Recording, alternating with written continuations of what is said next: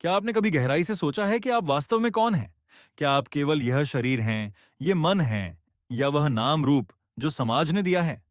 या फिर आप उस सब से परे कुछ और हैं? श्री राम कृष्ण परमहंस हमें याद दिलाते हैं कि हम शरीर नहीं, बल्कि आत्मा है, निर्मल, अनादि और अविनाशी। पर सवाल यह है कि क्या हमने कभी आत्मा को वास्तव में जानने की कोशिश की, या जीवन भर शरीर की पहचान में ही उलझे रहे? आइए आज एक ऐसी आंतरिक यात्रा पर निकलें जहां शरीर की सीमाएं लुप्त हो जाती हैं और आत्मा की आवाज सुनाई देती है, जहां भ्रम की परतें हटती हैं और सत्य का स्वरूप उजागर होता है। श्री राम कृष्ण कहते हैं, आत्मा कोई वस्तु नहीं बल्कि शुद्ध चेतना है, जिसका अनुभव केवल मौन में किया जा सकता है।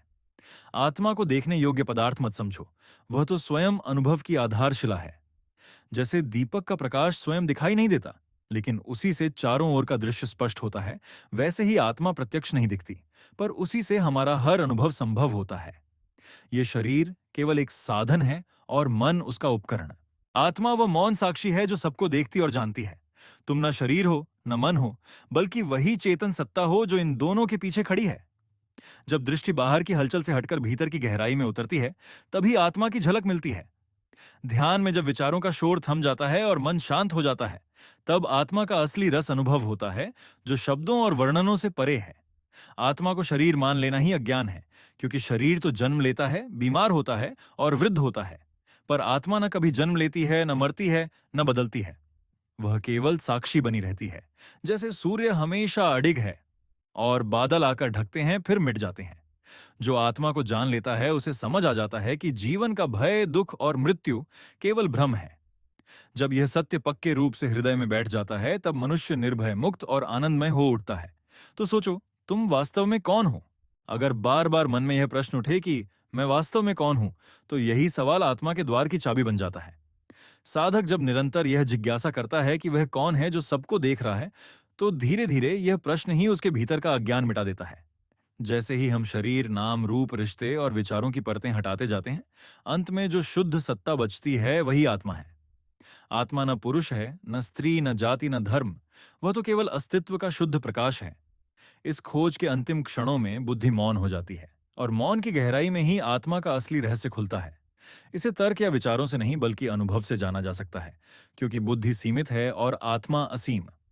श्री राम कृष्ण कहते हैं, जैसे किसी शब्द से स्वाद नहीं बताया जा सकता, वैसे ही आत्मा को समझने की कोशिश शब्दों या तर्क से करना व्यर्थ है। आत्मा तो केवल सीधे अनुभव में प्रकट होती है। आत्मा का साक्षात्कार किसी तर्क या बाहरी साधन से नहीं बल्कि गहन ध्यान, गहरे मौन और परम प्रेम की अनुभूति से होता है। साधक शुरुआत में आत्मा के बारे में पढ़ सकता है, विचार कर सकता है, लेकिन अंतिम चरण में उन सब विचारों को छोड़कर पूर्ण शांति में उतरना आवश्यक है। जब भीतर एकदम निस्तब्धता छा जाती है, तभी आत्मा की झलक मिलती है, और वही झलक मोक्ष की दहलीज है। आत्मा के ज्ञान से ही सच्चा वैराग्य जन्म लेता है। जब साधक इस अनुभव तक पहुंचता है, तो सांसारिक वस्तुएं फीकी लगने लगती हैं।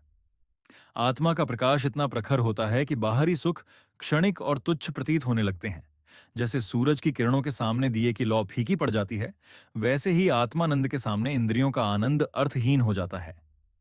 यह अनुभव केवल विचारों का खेल नहीं बल्कि जीवंत और वास्तविक होना चाहिए।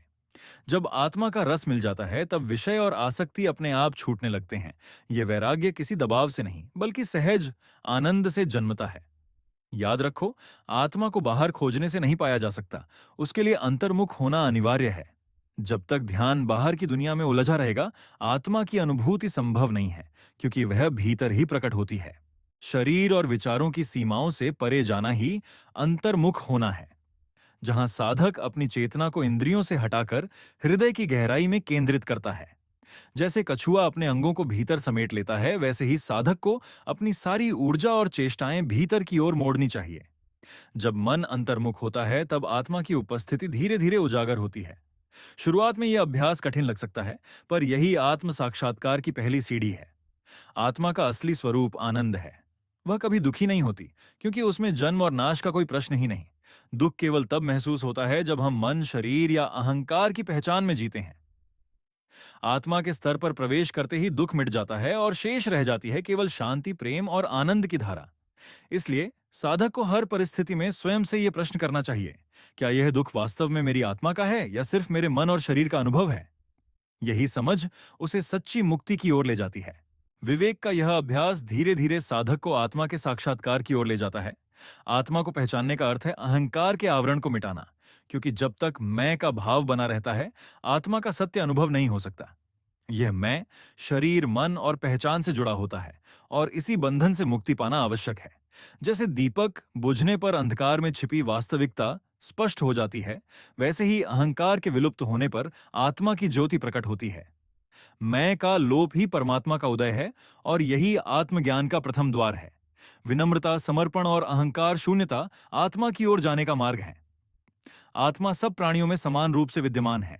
जैसे एक ही सूर्य असंख्य जलाशयों में अलग अलग प्रतिबिंबित होता है। यह भेदभाव कि यह मैं हूं वह तुम हो केवल शरीर और मन की सीमाओं तक सीमित है। जब आत्मा का दृष्टिकोण जागृत होता है तो सब में एकत्व दिखाई देता है, और क्रोध, घृणा, द्वेष जैसे भाव अपने आप विलीन हो जाते हैं। सच्चा आत्मज्ञान केवल अपने भीतर आत्मा को पहचानना नहीं, बल्कि हर प्राणी में उसी परम ज्योति को देखना है। सच्ची आत्मदृष्टि का मूल स्रोत प्रेम, करुणा और सेवा है, और आत्मा तक पहुंचने का सबसे सहज मार्ग भी प्रेम ही है। ध्यान, साधना और वैराग्य निश्चित रूप से सहायक हैं, लेकिन हृदय का निर्मल प्रेम साधक को सहज ही भीतर खींच लेता है। यह प्रेम बाहरी वस्तुओं से नहीं बल्कि सत्य से होना चाहिए, क्योंकि जैसे नदी अनायास समुद्र की ओर बहती है, वैसे ही शुद्ध प्रेम आत्मा की ओर प्रवाहित होता है। जब यह प्रेम निर्मल हो जाता है तो साधक धीरे धीरे आत्मा में विलीन होने लगता है। आत्मज्ञान के लिए अभ्यास आवश्यक है, लेकिन उसके साथ हृदय में प्रेम का दीपक जलाए रखना भी उतना ही महत्वपूर्ण है। आत्मा की झलक पाने के लिए मन को शुद्ध करना पड़ता है, क्योंकि जैसे मैला दर्पण चेहरा साफ नहीं दिखाता, वैसे ही अशुद्ध मन आत्मा को प्रकट नहीं होने देता। मन की शुद्धि का मार्ग है सत्य का आचरण, प्रेम का विकास, सेवा का भाव और सत्संग की संगति। जब मन वासनाओं और इच्छाओं से खाली हो जाता है और कोई लालसा शेष नहीं रहती, तब आत्मा का तेज स्वयं स्पष्ट हो जाता है। आत्मज्ञान की ओर बढ़ने से पहले मन का शुद्ध और परिष्कृत होना अनिवार्य है।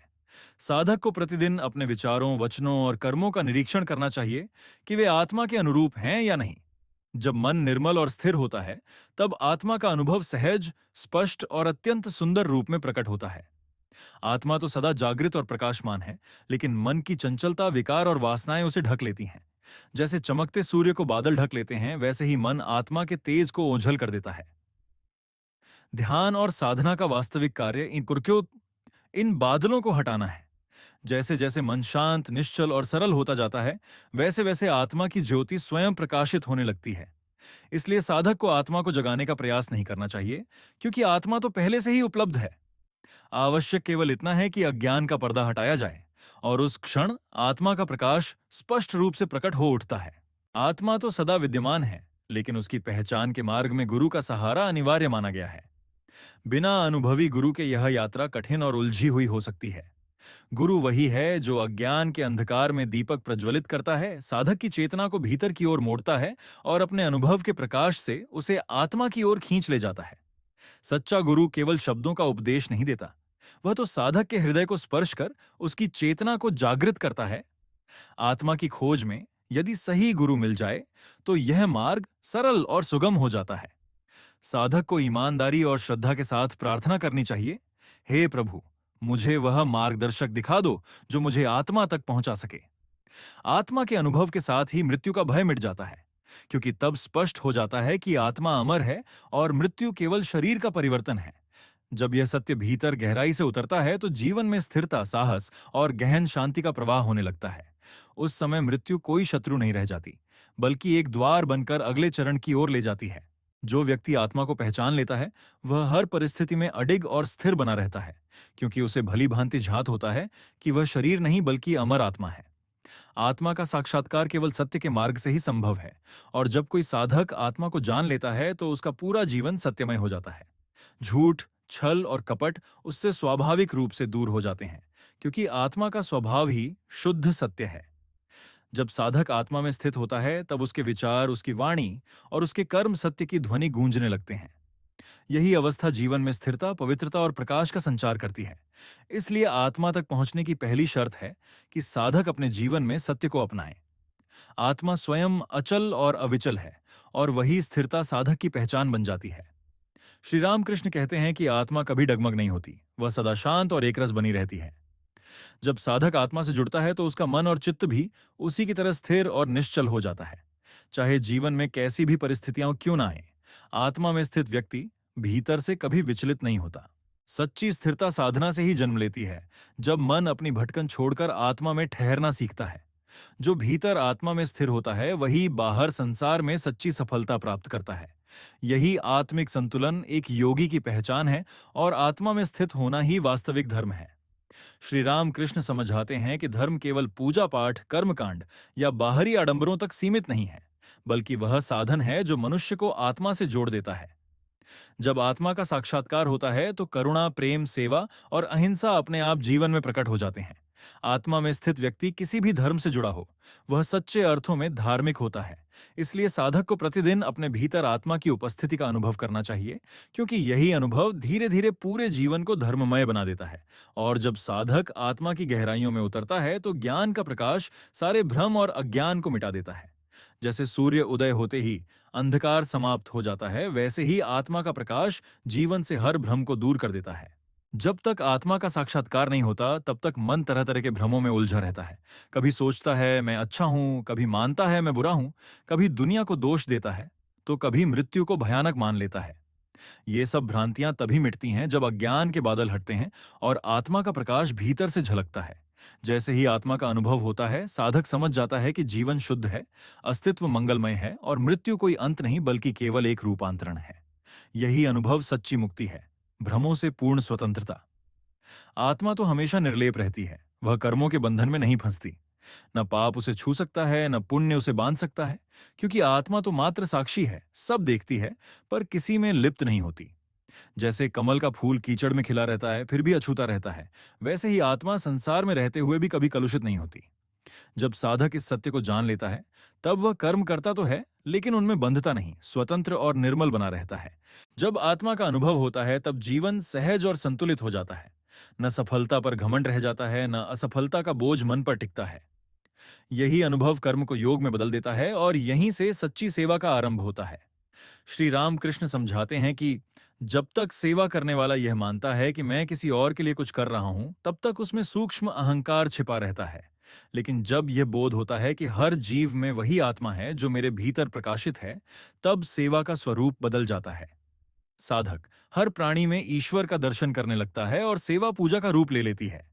यह सेवा अहंकार से मुक्त, निस्वार्थ और गहरी हो जाती है। आत्मा का यह बोध साधक को परमात्मा के और करीब ले जाता है और जब यह निकटता बढ़ती है तो भीतर का भय स्वतः ही विलीन हो जाता है। श्री रामकृष्ण बताते हैं कि भय केवल तभी जन्म लेता है जब हम स्वयं को केवल शरीर मान बैठते हैं। तब मृत्यु, बीमारी, अपमान जैसी चीजें हमें डराने लगती हैं। लेकिन जैसे ही यह गहरी पहचान होती है कि असली मैं नश्वर शरीर नहीं बल्कि अजर अमर आत्मा हूं, सारे भय तिनके की तरफ बिखर जाते हैं। ये कोई कल्पना नहीं बल्कि भीतर से उपजी जीवंत अनुभूति है।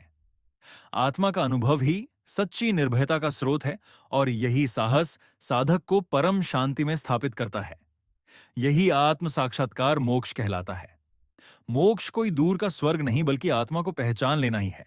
जब साधक समझ लेता है कि वह शरीर, मन, विचार या अहंकार नहीं बल्कि केवल शुद्ध चेतना है, तभी उसी क्षण भीतर से मुक्त हो जाता है। बाहरी परिस्थितियां जस की तस बनी रहती हैं, पर अब वह उनसे बंधता नहीं। यही वास्तविक मुक्ति है जो जीवित रहते हुए भी संभव है और जिसे जीवन मुक्ति कहा जाता है।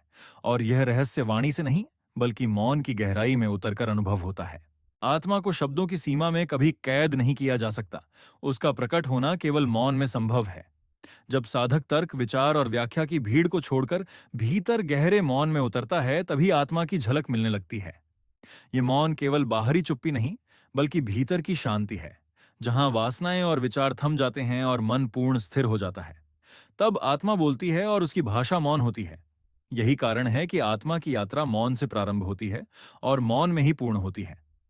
आत्मा की पहचान होते ही सच्चे प्रेम का उदय होता है। वह प्रेम जो न रूप पर आधारित है, न गुण पर, न किसी स्वार्थ या अपेक्षा पर।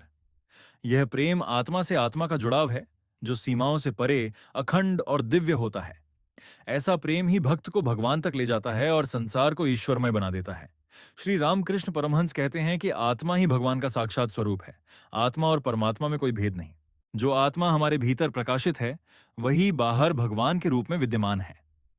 जब साधक इस सत्य को अनुभव कर लेता है तो उसे गहराई से बोध होता है कि मैं और ईश्वर अलग नहीं, बल्कि एक ही सत्ता है। यह अनुभूति अहंकार की जड़ों को पूरी तरह जला देती है और साधक पूर्ण एकत्व की अवस्था में प्रवेश करता है। उस क्षण साधक और साधना दोनों लुप्त हो जाते हैं, केवल ब्रह्म का शुद्ध अनुभव शेष रह जाता है और यही अद्वैत की चरम उपलब्धि है।